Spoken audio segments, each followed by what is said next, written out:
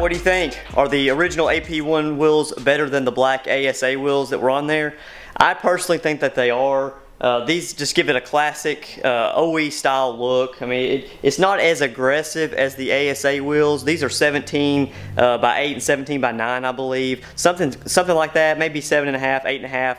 I'll have to look at the specs of them. But these just give it a cleaner look. Now, I'm glad I've got them on there. I've got brand new Firestone Firehawk tires on it, so it should drive pretty good as well. The wheels here are the ASA wheels, like I just said. They're 17-inch. I will be posting these for sale pretty soon. I'm really not sure if there will be anybody semi-local that will want to pick these up, but I don't know about shipping them. I mean, it's going to cost a lot to ship. If you do want to have them shipped, just let me know. You'll have to pay for shipping, but I am willing to, you know, box them up or whatever we want to do, put some cardboard on it to get them shipped out. The tires on it are the Continental Extreme Contact DWS06.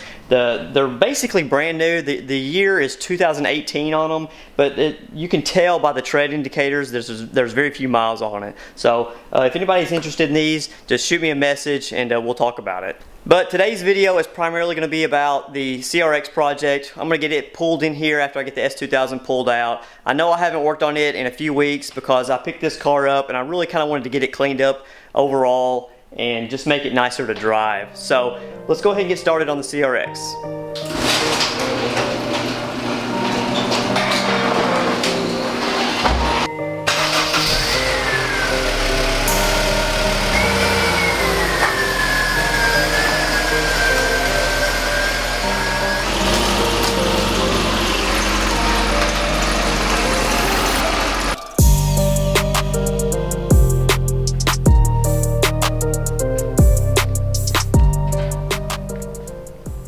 As you can see, we left off on the CRX project by pulling the front and rear bumpers off the car. I got the bumper supports off, the headlights out, and I really kind of stopped there. Today's video, I think I'm going to focus on pulling off the passenger and driver side fender and actually trying to get some of this door trim off, or actually not the door trim, but I guess it's the rocker panel, the side skirt trim. Go ahead and yank it off because it's been painted with the same paint as the car. And we got to strip those down and get those ready for paint as well. I think I'm going to use the SEM trim black on all the trim work here because I think the raw finish is too far gone to try to restore that. And with the bumpers as well, they've got some damage on the trim, so I'm going to have to repair the damage and then paint over it with the trim black paint. So that's what I'm going to jump into today. And I may also go ahead and start working on this hood. That's kind of really what I want to get into because I want to see this hood on the black B16 CRX. And the reason being is on October 15th through the 17th, Classic Honda's on the Dragon over in Tennessee, North Carolina line on the Tail of the Dragon. They're having a meetup there, and I kind of want to get this hood prepped and painted and on this car before that meet. Now that'll give me a few weeks to get it done, and I really don't need a few weeks, but with life and work and everything, that I really kind of need to get it started now. That way I know it's done. So I'm thinking I may go ahead and pull this hood off, test fit it, and things like that just to get it ready for swapping over onto this car. So whatever I get into, let's go ahead and jump into it, see how far we can get.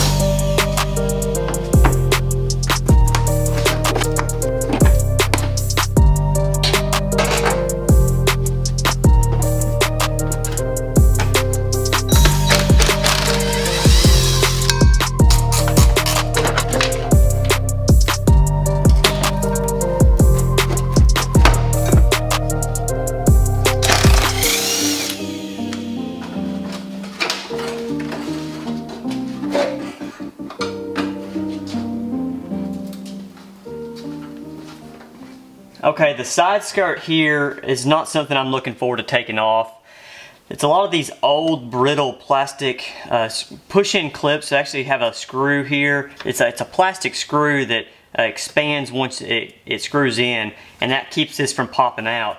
Well, these things get kind of seized up and very brittle, so you got to be really careful, and they're all along the bottom side. But just take your time, and one thing that might help is spraying it down with some oil, just to kind of lubricate it as you try to turn it out.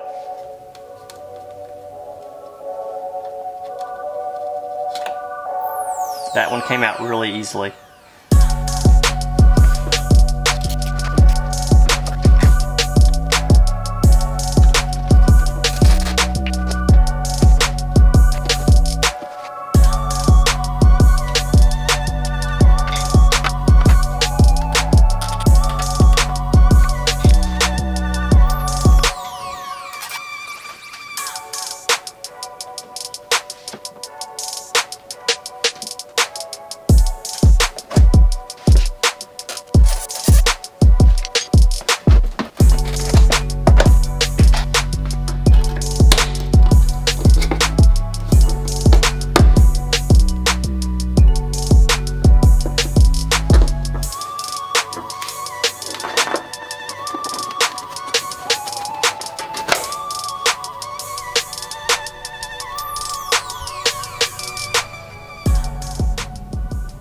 Well, everything underneath the rocker panel here looks really good. There's not really any rust at all, just a little bit of surface rust where someone has put a jack down there. That's easily cleaned up, but everything else is intact and no rust whatsoever. It's just really dirty. Like I was talking about in a previous video, there's just a lot of this dirt underneath here. They use this thing on the farm down in Mississippi. All that red dirt really cakes on here. It looks really nasty. So these holes are still in here. That's good. They had them covered up with a piece of generic trim here.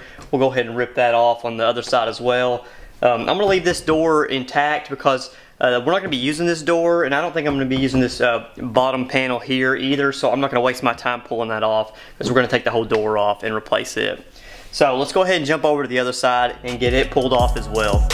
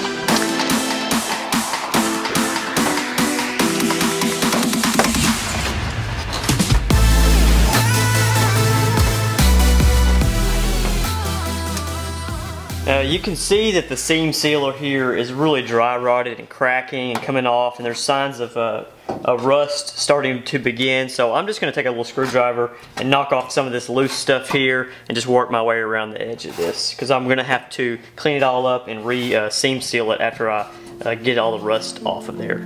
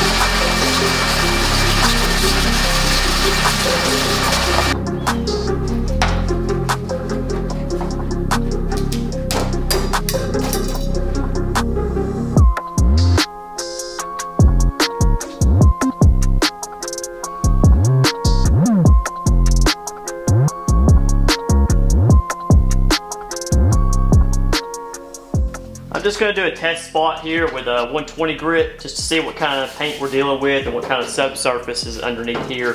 I don't really know. I know this paint looks to be pretty thick and tough, so we're going to see.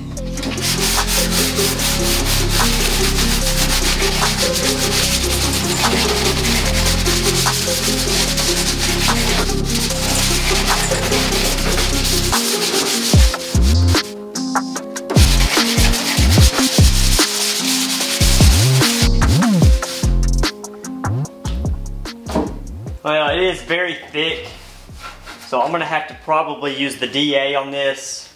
Doing it all by hand is going to take a really long time, and it's going to just wear you out. So I'll probably end up having to buy some 80 grit. These are 120. I'm going to probably have to get 80 grit to really cut through this and use my DA, my pneumatic DA. Otherwise, I'll be at this forever. There is a little spot of rust right here, it looks like underneath the paint, so I'm just going to go ahead and sand through it just to get a visual of what's underneath here.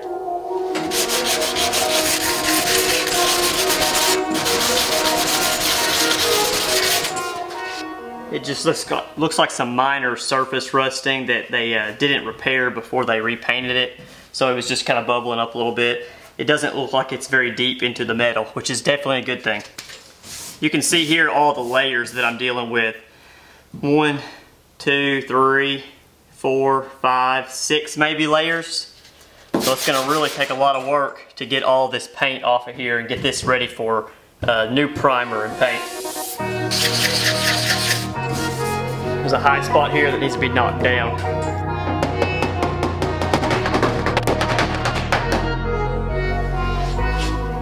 Alright, back from the store. I went ahead and got some 80 grit for the DA. So let's go ahead and get the 80 grit stuck on there and start sanding this hood.